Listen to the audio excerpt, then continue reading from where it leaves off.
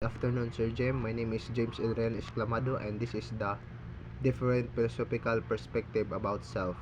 So, number one is Cartesian dualism, Rene Descartes. The self is a thinking non-material substance separate from the body. Number two is Empircism, David Hume. The self is a bundle of perceptions, not unified entity. Number three is Existentialism, Jean-Paul Sartre.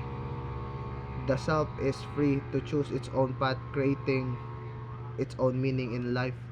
Number four is Buddhist Anatta.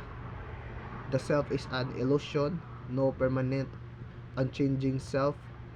And number five is Phenomenology, Edmund Husserl. Focuses on a subjective experience and consciousness. That's all, sir. Thank you.